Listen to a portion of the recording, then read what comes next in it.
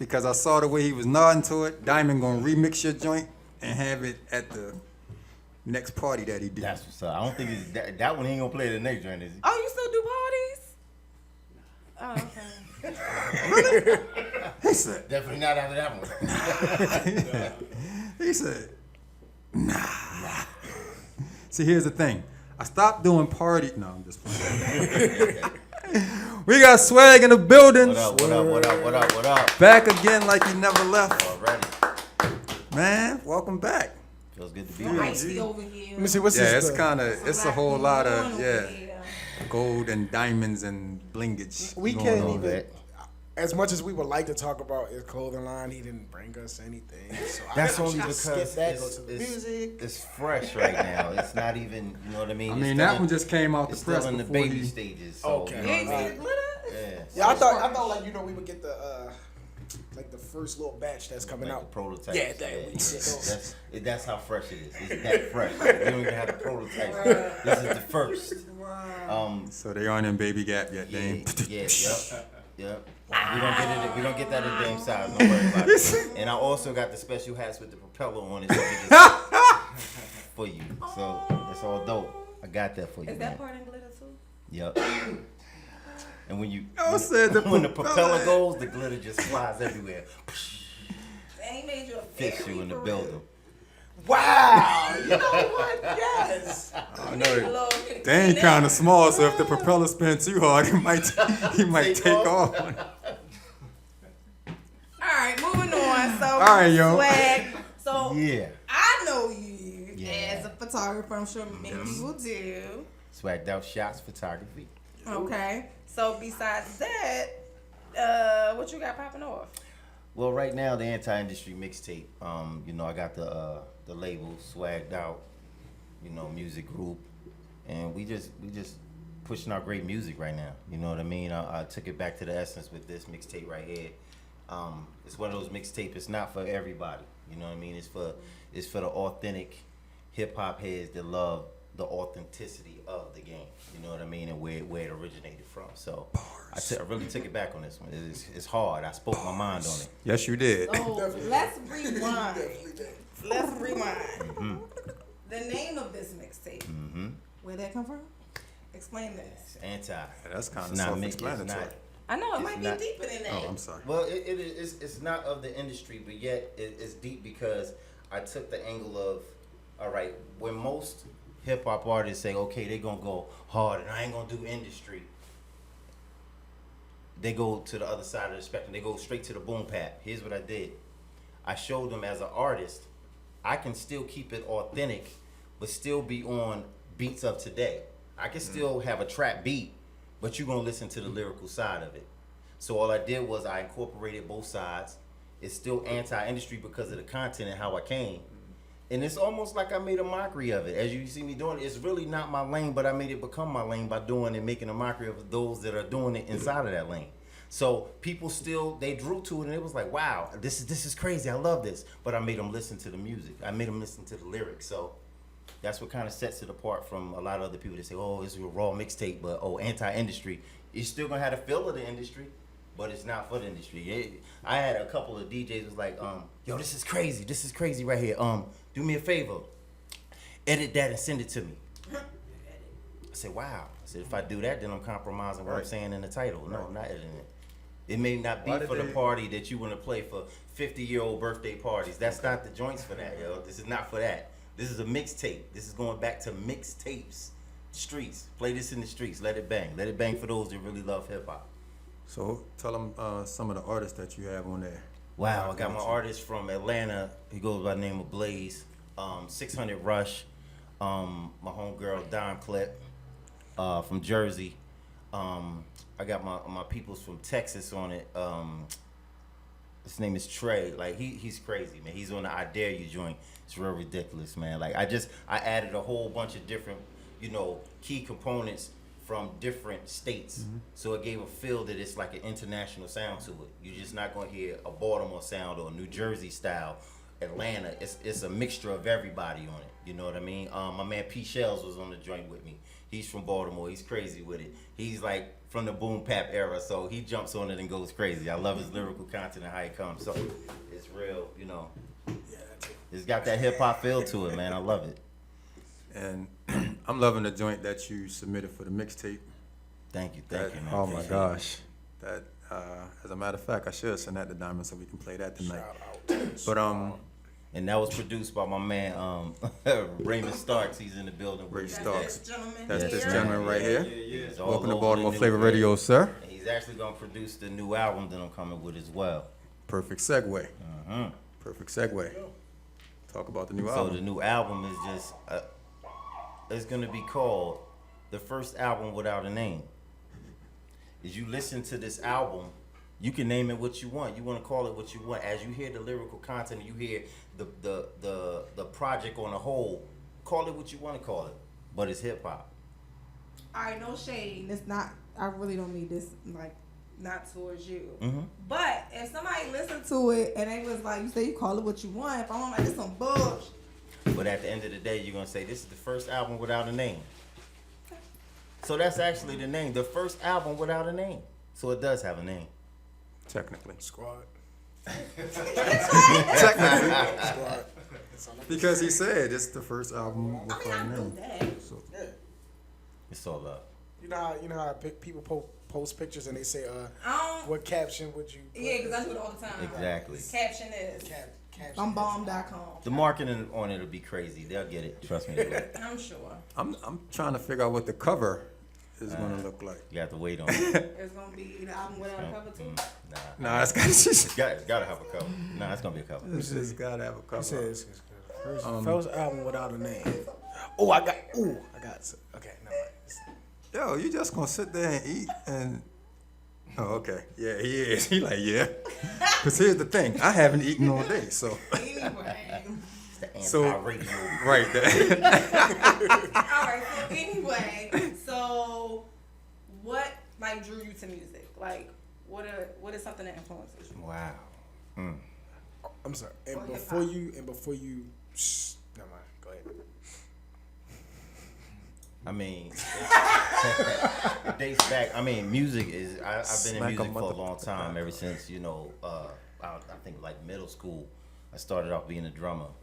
I ended up being a drummer. I played everything in the percussion section as I grew through high school and everything. And when I first was introduced to hip hop, was like to stop the violence movement. You know what I mean? And that really sparked a lot in me. I listened to Coogee Rap and Polo, Big Daddy Kane, and those cats. So for me, that did it. I knew I wanted to pick up a mic and do it from that point. Did you know you wanted to produce? No, he doesn't. Do I know what's your He question? doesn't know Coogee Rap and Yeah, Polo. He might I know know Big Big Daddy Daddy Kane. Kane. Yeah, he don't know Coogee Rap and Polo. Yeah, I know those guys. I Did don't know the- Coogee anybody. Did the playing the drums and all of that make you want to get into the production side? Was that like your natural progression? Yeah, at the late. start? Yeah, late. I mean, I always was into that, but I had to study like a lot of different types of music. Being a drummer, so that led to me when I heard samples and when the era sampling came in, I knew right where to go to get those classic strings or pianos and stuff from. You know what I mean? Mozart. Amadeus Gang. Like a lot of those. From learning that taught me to have an ear for a lot of great musicians. Period. You know what I mean? Jazz artists. We had to learn everything because I was in an orchestra band as Okay, well. so you got it So first.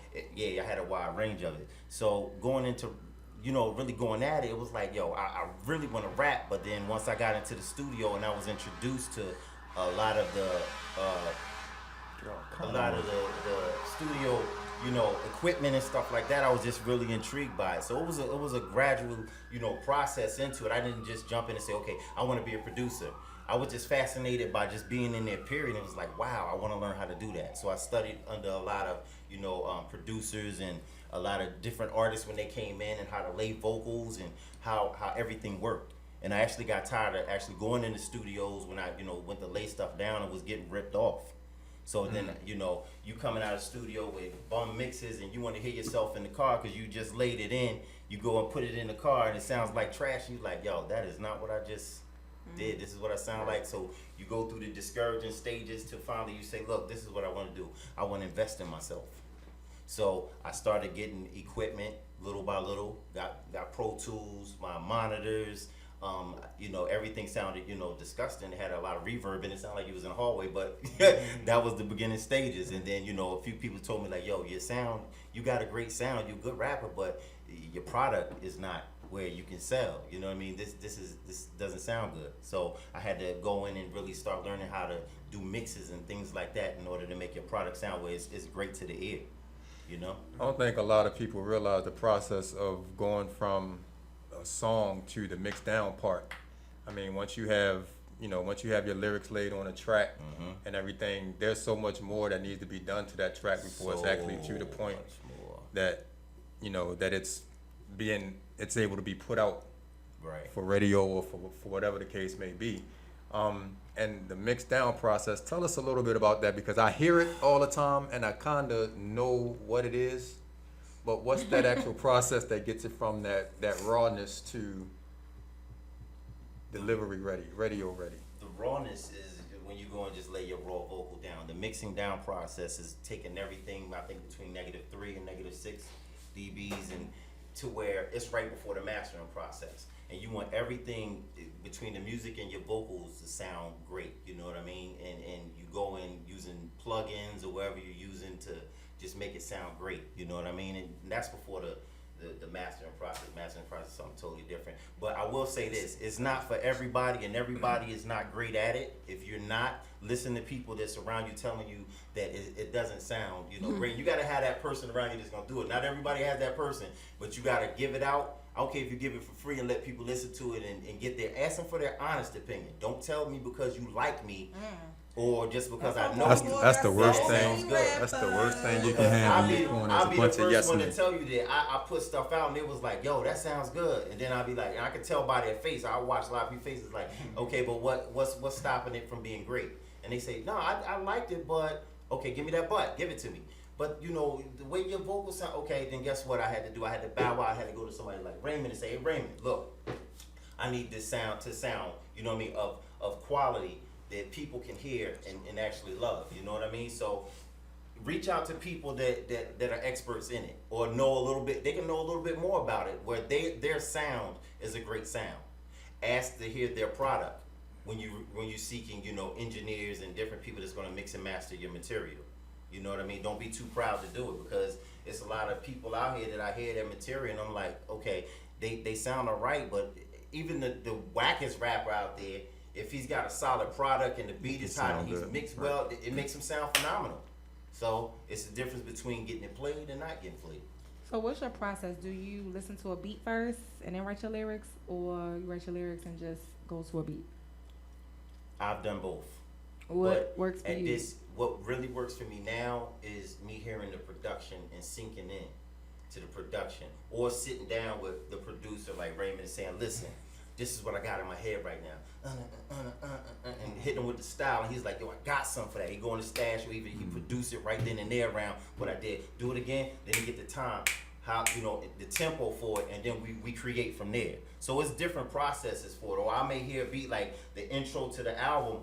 I heard the beat. He got this Janis Joplin joint that's just insane.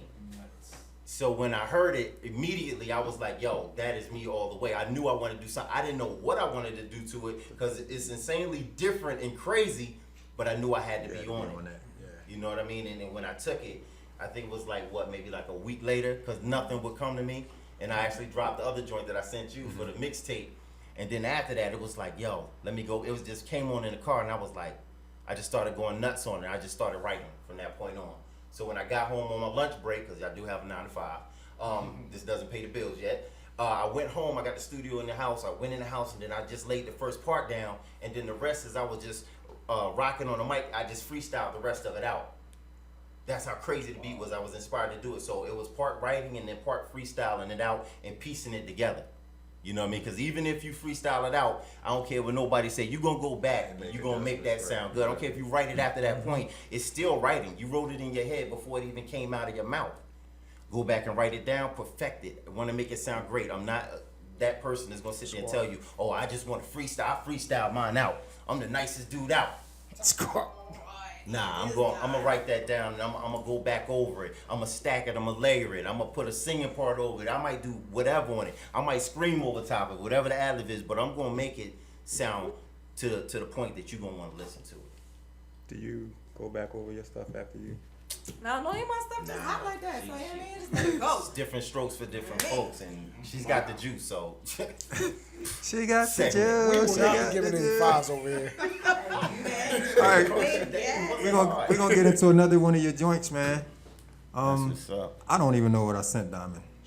Strength. Whoa. Tell us a little bit about this one. Strength is. Cause you just had that reaction, like, whoa. Yeah, I was in my 50 stage right there. I just tired of hearing a lot of the garbage that was out, so I just went on attack mode real quick and wrote how I felt about Shots it. You know? fired type song? Nah, not really shots fired. Just play it down. You know what I mean? Nah, that was the inspiration behind it. No, that was the inspiration. behind Yeah, it. so we can't reference 50 no more. Now that used to be my main too. Oh yeah, But- yeah. This is like Alright. the sorry, power of the dollar 50. I didn't mean to interrupt. But Rick Ross said something that hurt 50 to me real hard the other day, day before yesterday. What'd he say? He said, "How you going to make your first album, Get Rich or Die Trying, and then file for you bankruptcy?" just filed for bankruptcy?" But y'all know why He said- did that, though. He not He following said, the "Maybe real. the nigga having kidney failure and he's dying." That was cold. It was cold. That's cold. But- that is when you think but- about that is. Ross still can't see 50 CEO. financially right now. CEO. I definitely agree. He said Ross what? I don't think he's financially where 50 is right now. Where's 50? 50's not broke by any stretch of the imagination. He couldn't pay a $5 million. Listen, No, he's doing Nah, that on purpose. yeah. He don't. You gotta understand the business. Disgusting. You got Yeah. okay. So His money's nope. And listen, and I really like 50. But let me say this: y'all gotta understand the difference between actual cash, I understand And- that. I understand that. net worth. worth. I Net understand worth is just something that you just Right. say. Net worth. Right. But that's not liquid cash. I So understand that. 50, his brand might be net worth more than Rick Ross, but I don't think 50 Cent has the liquid cash to back up, because trust me, all of the joking that he would take from filing bankruptcy, he wouldn't have did it if he didn't have to. I disagree with that. I don't. And that's something He's that too cocky for because Queens. we don't He wouldn't know do that. we don't know their bank statement, so we can't I prove think- that. But I'm gonna tell you this. I'ma tell you this. Yeah, I'ma but tell listen, you if this. he had it, so if he was sitting on 100 million, yeah, I gave your baby mother, So- 50, So fuck how yeah. much money? Even nothing. So how much money do you think Donald Trump was sitting on when he filed bankruptcy 4 times? That's different. Why is it He different? didn't personally file bankruptcy. His corporation, the business, filed bankruptcy. So there's a big difference. G Unit didn't file bankruptcy because there ain't no fucking G Unit. He filed bankruptcy personally. There's a difference. If me and you own Baltimore Flava Radio, right? And you know, it's some kind of problem with Jen, right? And we gotta pay Jen. We got a lawsuit. We gotta pay Jen out, right? We gotta say, look, this is what we gonna do. I would say this. I would say, look, we're gonna have to get rid of Dane, dissolve Baltimore Flava Radio, and let's start DC Flava Radio, right? I would just Because I ain't off trying Jen. to pay Jen this money. I would just offer. I'm gonna get my money. We just all. We would just offer. Like But you understand what I'm saying. So with the casinos, Trump Towers, all that, they filed bankruptcy, so they had to pay those bills, right? They didn't even blink a light. But and then they turn right back around and open another fucking casino. Right. Rick Ross' but baby 50 mother. is filing bankruptcy so that he doesn't have to pay the bill. So yeah, what's the but he difference? didn't open. What else did he do? What you They mean? laid off all the people there. He don't have no clothing company. He don't have a record deal. He got like a bullshit deal, distribution deal with Carolina Records. He don't have a record deal. Okay, that's not front. Okay, what does he have? yes, alcohol. That's not Effing's his. not making They- that much money, but I And guarantee that's you. first. Power, vitamin water. Okay. He The is show not power. all the stuff that he puts out there like he owns. He doesn't own. Yeah, he's an He, association. Vodka, he's just a brand ambassador. That's He's how just most of paid them just are. like anybody Right. else. You know what I mean? So, but it's like he try. It's me. No, it's not. the deal that he had with Mayweather, that I mean, you know, the boxing thing, his boxing company filed bankruptcy already. That was before this one. Because he's not making no money. That's why. And Yeah, but that had nothing to do with it. Let's go to the song. yeah. But listen, it's nothing wrong with that. I mean, he has more money than us, but on the terms of where he's been, He might have more money than us. I don't think he got more money than you. But let's go to the song. See, here's the thing. What I have in I'm gonna liquid. look on the books. I think both of them got hella off the book money. oh yeah, definitely. You understand what I'm saying? So neither one is like we said, broke. I mean, technically, you know, industry None of wise, them are but yeah, broke. but none of them are. They're You know, Hollywood. He might be Right. Hollywood. right, But it's not. And I wouldn't say he's broke. I'm not saying he's broke. right. Because he can have $5 There's million. rich and there's wealthy. How about that? That's- what it is. He can There's a have big $5 difference. million, but if you got $5 million cash, he's not gonna pay out $5 million. Right. Right. Because that's what he got. Right. You know what I mean, he's not hurting for money. I'm Right. not saying that. Yeah, Strength. strength. Let's rock it. Because we could go on with that all night. But nobody has more cash than Diamond. So, Let me get $1. I can't lie. I need 600.